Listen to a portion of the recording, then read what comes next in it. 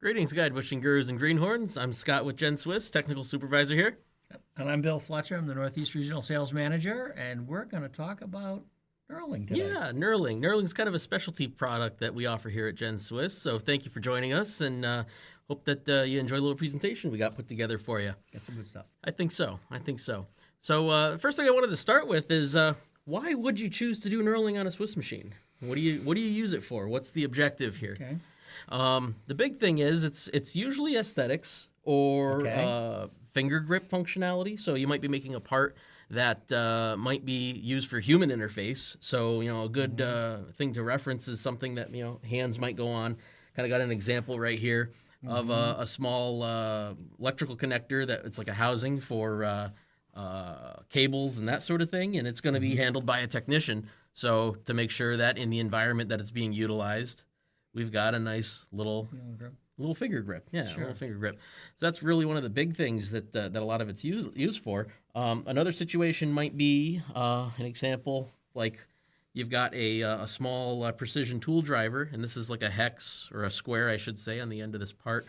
And whatever final assembly, because I don't know what this is for, Sure. but whatever final assembly this might go in, obviously has a need for some kind of a grip. Now, maybe there's going to be some injection molding put over this, or potentially just for simple installation and extraction from whatever the final assembly that this piece might go into. So the grip is not necessarily just for finger grips. I think most people first encounter with a finger grip is on tube of toothpaste. There's a straight line, single row. That's a really good knurling example, in front. yeah. That's every night or day you have to grab a hold of this thing.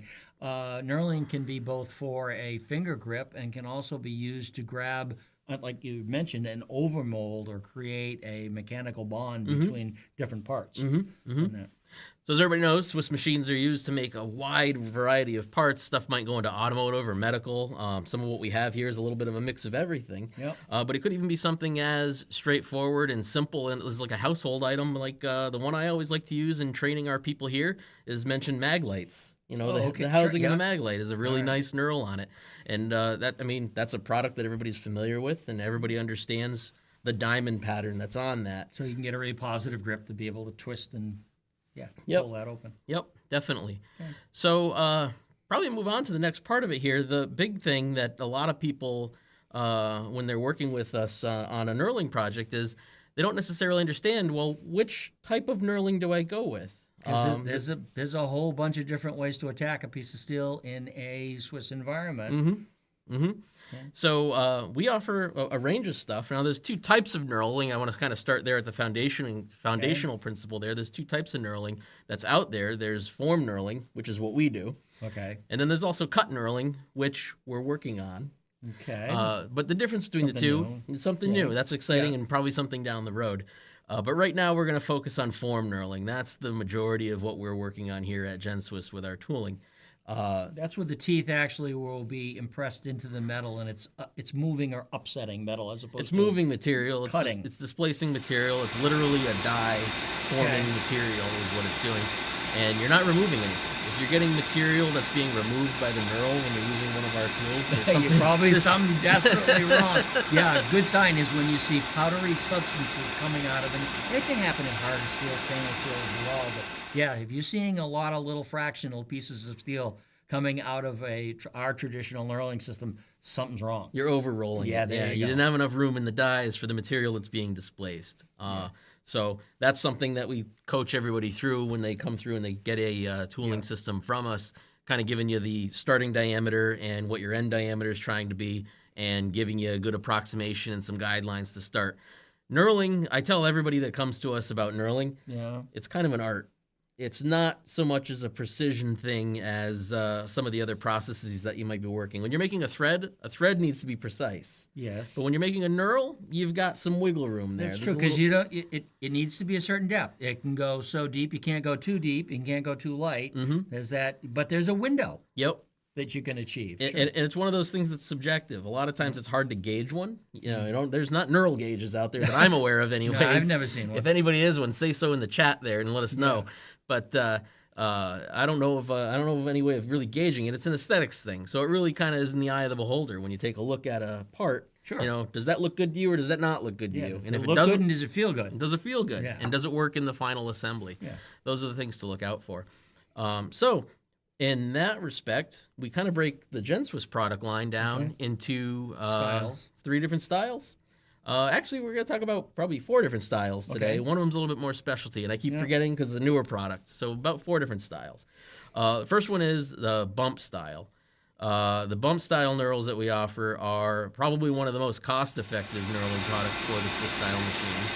The only drawback with them is knurling, as we said before, we're forming material and actually squeezing material, and it's a driven factor by how hard is the material we're trying to form. Sometimes a bump knurl might not be a good choice in a Swiss machine depending on the diameter you're working with or the material hardness because you're going to be worried about part deflection.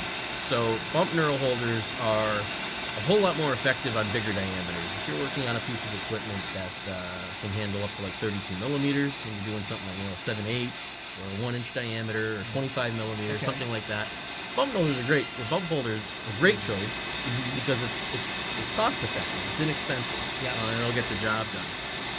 We split that down into 2 styles. So you can see on the screen right now we've got a single bump style and then we got a double bump style. The single ones are a little bit more limited in what you can do with them, and usually advise those for straight patterns only. Yeah, you can do the other, but there are single. You're dealing with a single wheel, so it's going to be whatever is on that wheel. There are, if I'm correct, there are pattern or crosshatch available to a single, but it's difficult. It's difficult, and the problem with the diamond style on because we have dies that do make a diamond pattern on a single die bump. The problem with that is you can only make a pattern that's the width of the wheel itself. And in the Swiss machines, you're limited by how much space you have. The wheels that we commonly recommend for them are about 3/16 wide. Okay. So if your pattern's going to be wider than that, which I'm sure a lot of you guys listening in right now are like, oh yeah, I make stuff that's 1 inch wide or 1.5 inches wide. There's no way I can do that. Yeah. The only way that would work is if you were allowed to bump the material, move over a little bit, bump the material, but you're going to get individual patterns for every move because you're interrupting it as you move across. Yeah, that's not going to work. That's not going to work. It's not going to really be, unless that's the look you're looking for. Could be. With bands of knurls, but a lot of people want a contiguous pattern. And if you want a contiguous pattern, that's where you look at the double die bump on bigger diameters. So this will allow you to make straight patterns if you want, or, which a lot of people tend to commonly do, I see it's probably a 10-to-1 diamond versus straight that I see as far as applications coming in. Everybody's making diamond patterns. Yeah. So the 2-die one is a really good fit for that. And this is where you're in doing that, you're going to combine a 30-degree right hand with a 30-degree left hand. Yes, sir. Each wheel is going to cross over each other's pattern and create that diamond that you're looking for. Yep. And being able to do that. And the other thing too is if you're doing a 2-die wheel or a 2-die holder, I should say, the straight ones can be used together as well. Once you get a good pattern going on the workpiece, it kind of tracks like it's rolling in gear teeth. So a lot of people wonder about that. Well, there's 2 dies, is it going to double track? There's obviously the possibility of that occurring, but if you get a really good pattern in the first few revolutions of the part, it tracks nice and cleanly. The teeth want to go into the cavities that are already created. They follow the pattern they made. Okay. Yeah. Yep. Sure. Makes sense. Yep. And then we add the illustration up there a bit, and we're talking about the various types of wheels that are available. There are the standard wheels, which have a straight 90-degree edge on them. You have beveled, which are actually chamfered with a 45 on each side. And then you have a convex wheel, and a convex wheel has a full radius at the base. And this is all part of your wheel selection, depending upon if you're going to plunge. Are you going to plunge and then are you going to travel? And where do you need your knurling to end? And that sort of thing. And that's going to be part of your selection process. Exactly. Most of the applications that come in, we steer everybody towards the convex style wheels. They're very trouble-free to use. They alleviate a lot of tool pressure because they gently form the material in as they reach the tangency on the center of the wheel. So it makes a nice clean form. And they travel down the axis of the workpiece really nicely. That front just helps guide it in. It just slowly builds the pressure instead of it being a sharp buildup of pressure at the edge of the wheel. But there are situations, like you can see on the screen right now, where the convex may not necessarily be ideal in that you're trying to get a nice, crisp, clean edge up against something. So in some cases, you might be able to sneak by with a beveled, and all that is just one of our standard wheels with a slight chamfer dressed into the face of it. We grind those in on request, and that'll let you get closer to a shoulder or give you a nice, crisp, clean edge. And then lastly, if you got to get like way up against the shoulder, we've got some tool holders that let you do that. They're going to be flat. They're going to have a flat standard shape to them. But those are probably the least conducive to axial feeding. Now you can do it, but a lot of it's also driven by what kind of material are you going to be working with. If it's going to be hard steel, or is it going to be something free machining like brass, or something even more malleable. Malleable materials really like to deform knurl, obviously. So those are the differences between those three choices in wheel geometry. But again, most of the time we go into the convex ones, and that suits a lot of customers' applications right out of the gate. So it's easy to work with. Program's great because you go full range of wheels. You've got straight, you've got 30-degree right, 30-degree left, you've got 30-degree male diamond, you got 30-degree female diamond, you got TPIs, or teeth per inch, ranging from 16 to 100. Yep. So pretty much we're gonna be able to accommodate whatever the print is calling out. And if there is knurling called out on the print, it's going to be very specific as to what they want you to achieve. Yep, usually. Yep. And I'm glad you brought that up too, Bill. There's two kinds of pitches that we offer on our wheels, and it's a question that I get quite often. So we got one series of wheels that are offered as, we call them out as TPI, or teeth per inch. And those are kind of linear. So basically you take that wheel and you traverse it across a surface. That's how many teeth you're going to get, if it's 25 or 30 or so on. And then we got another series called diametral pitch. And the cool thing about diametral pitch wheels is they're engineered to track cleanly on nominal stock diameters. So if you're working on like a 1/4 inch diameter, for instance, or a 5/16, or so on and so forth, right down the line, the way that they're designed is that they track nice and clean, so you don't have to worry about having 3/4 of a tooth at the end of a revolution and then worrying about that tripping up for the next revolution, and then you get a matching mess. Up. So it keeps it nice and clean. If you don't know what you're looking for a pitch, I always look at the diametral ones first in terms of selection, because there's 4 options there, and they range from super fine up to relatively coarse. And if you're working on nominal diameters again, real easy to make sure that they track cleanly. Beautiful. Yep. Nice. Yep. Okay. So that moves us from the bump holders, which I said were very traditional, inexpensive to use, and so on. But their limit is where the Swiss machines excel, and that's on small diameter parts. So we've got a few examples of some small diameter parts here. This one here is probably about a 1/4 inch in diameter. This guy is probably about 5/16 or so.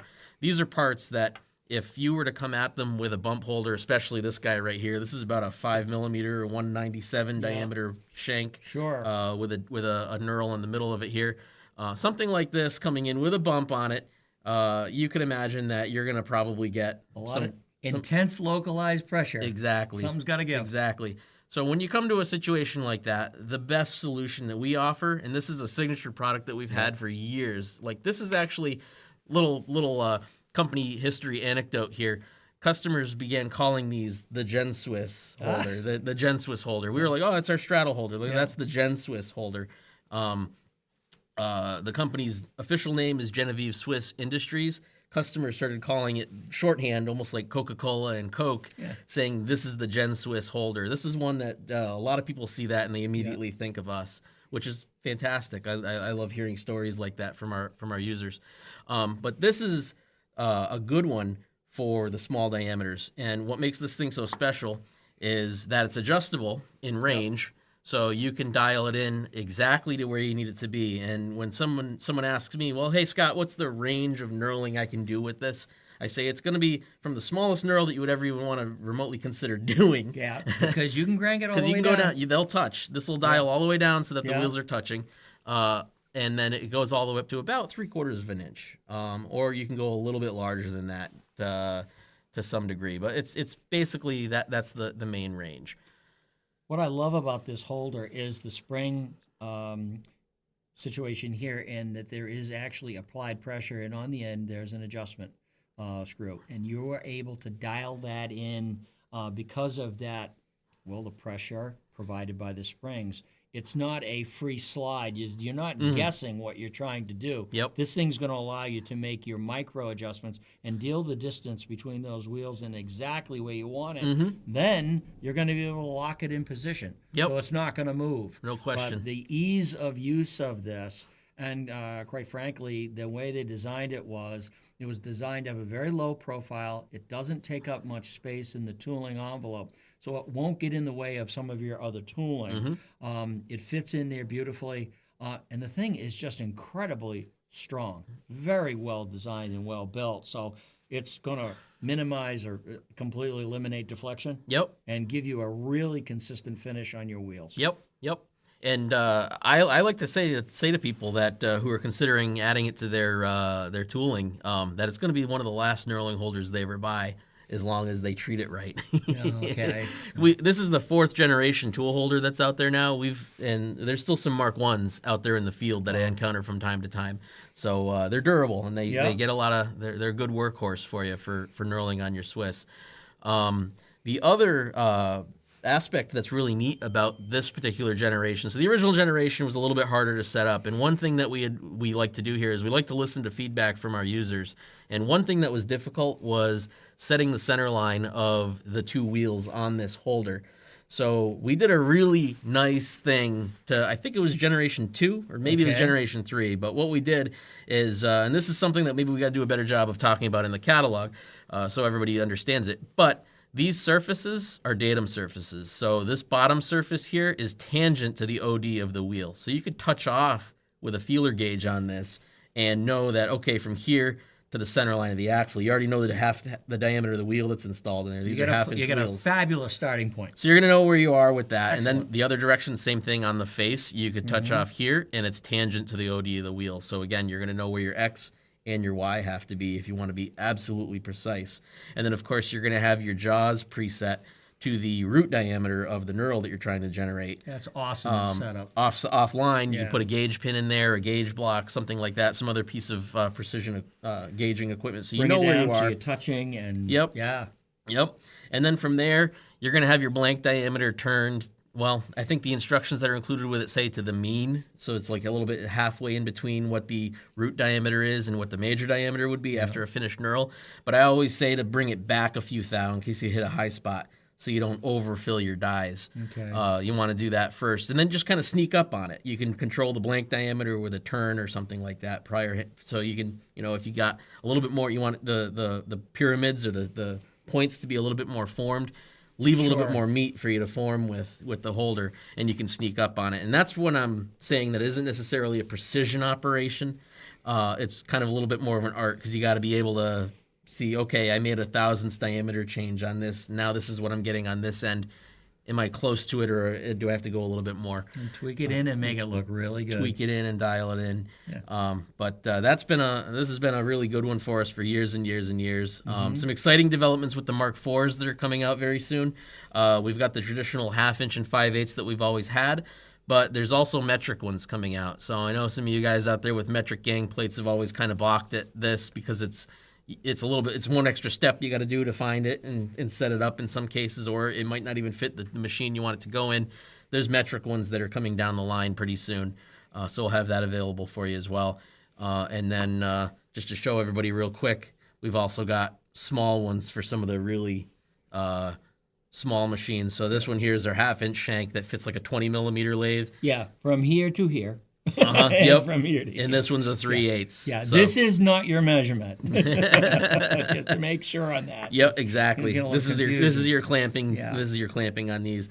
But I mean, significant difference between the two. But this one's meant for some of your smaller equipment. Your machine examples would be like an SR10 or a Citizen L12, something like that. It's pretty much purpose built for that kind of machinery.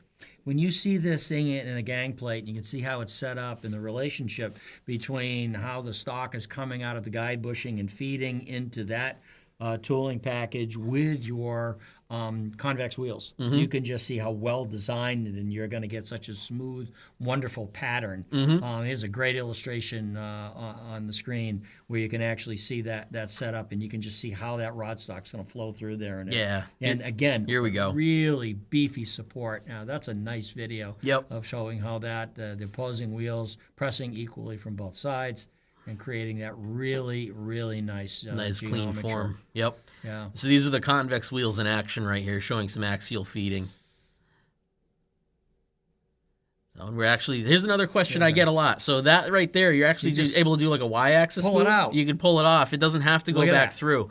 So the other great thing is you don't have to roll over the pattern that you've already made, and that's a thing where it gives the wheels a chance to mistrack. Is if they already made a pattern and then you got to pull the stock back through or the part back through, you can encounter a situation where it overtracks itself or double tracks.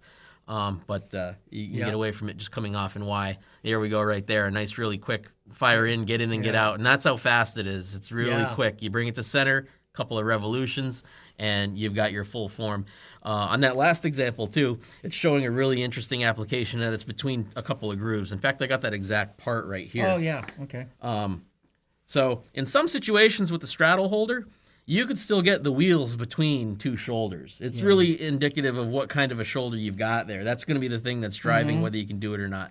But it just happened to be the point-to-point on this hex, and the diameter of this flange back here happened to be small enough in that it cleared how much wheel sticks into the straddle holder. So if you got something that's close like this, a straddle holder can still be used to just kind of drop in, give it a quick knurl in the middle of a pattern and get out. Right. So it's really cool, and then you can use it in that regard. Yeah, that's a really great setup. And this, let's see, the next style would be the... Yeah, so we were talking about axial feeding. Yes. This one here is the king of axial feeding. And this one is one that I usually recommend to folks when there's not really any other choice. If you have to make something that's extremely long, and you want to do it from a round tool position on your machine, maybe you don't have any positions on your gang slide, this one here would fit into one of your ID positions where a collet holder would normally go or that sort of thing. But you've got an adjustable three-jaw chuck style that holds three wheels. Common question I get on this is, well, I want to make a diamond. What do I do? You put two rights and a left or two lefts and a right. The process doesn't care which way you go with that. It works just the same either way. But this one here is actually an example where the convex wheels, as you can see that's loaded in there, are pretty much requisite to make it work because you're going to be feeding in from here, and you're actually going into the tooling. The tool shank itself is hollow, so I can show as an example right here. We've got this guy going right through, so it's good for something like that because it supports the workpiece, and you've got plenty of stroke distance back there. Clearance for the part to go through. Balance of the pressure of the three wheels. Balance of the pressure. Yeah. Now this one goes against what I just said about the straddle holder. This is why I think the straddle holder is still my number one choice, is that you can come off in Y after you knurl, where this one you can't. These don't snap open like a thread roll does. These stay fixed, so you have to pull the stock back through. But if you get a really good pattern and everything's rolling true and you control the blank diameter, everything good, you should be in really good shape in that regard. But this is a good problem solver for that too. All three dies are independently adjustable. So this is one where you're going to have a pre-turned blank maybe in the chuck already or in the spindle, and you can center it off of that to figure out where you need to be. Okay. Now the age-old question is, there's going to be die applications where we have to put the knurling and it has to go right up against the shoulder. How do I do that? I mean, sometimes the straddle has a support piece in front that's not going to give you the freedom to be able to get the bump. Knurl holders don't give you that opportunity. Where do I go next, Scott? So the next product, and this is a newer product, if you've got one of the later catalogs in the last year or so, this product has actually been added to the knurling section. And this one's exciting because it is, again, it's a Swiss-style tool holder. It was designed for Swiss machines.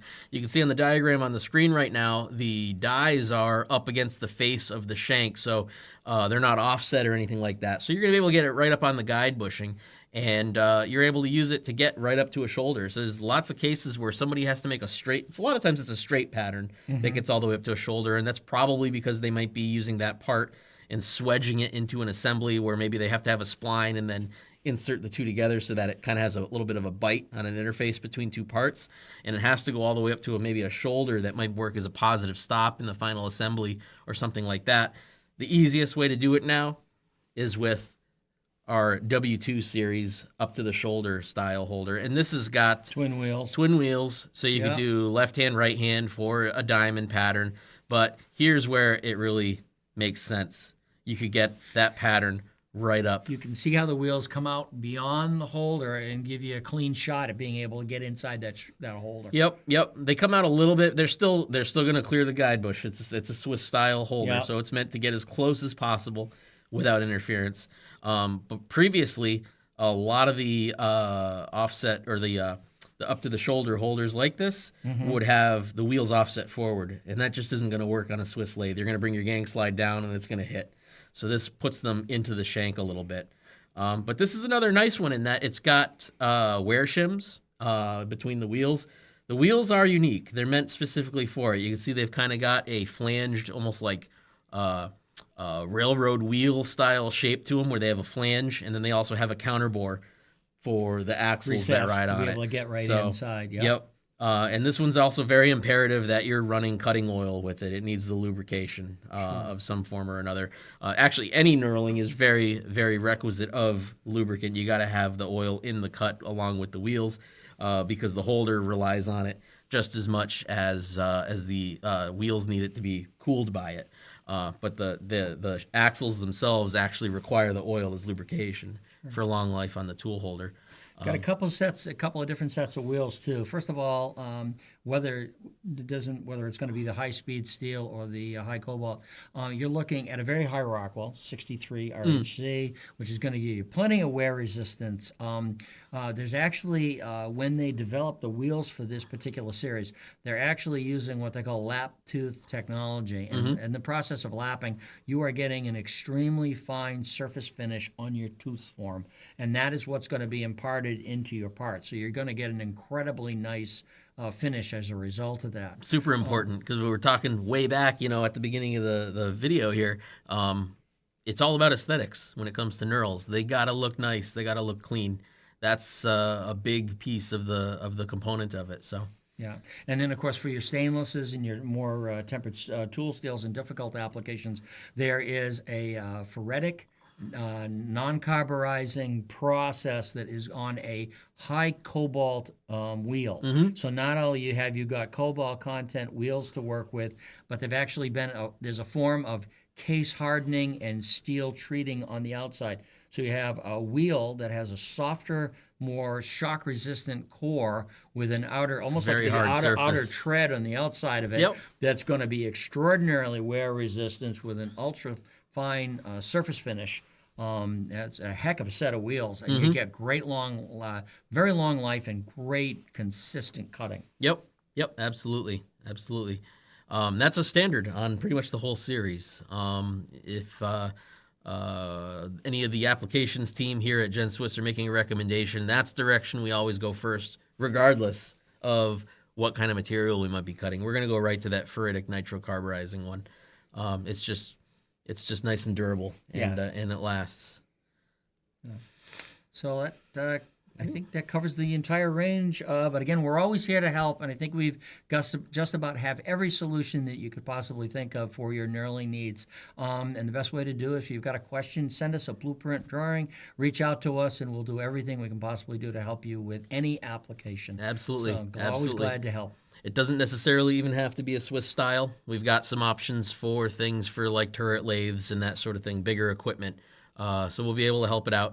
Drawings are always useful because we always got to make sure there's clearance issues and things that are satisfied. So, I think that's all I have right now. That's all I got today. Thank you for spending the time with us. It was very enjoyable for us. We obviously like doing this.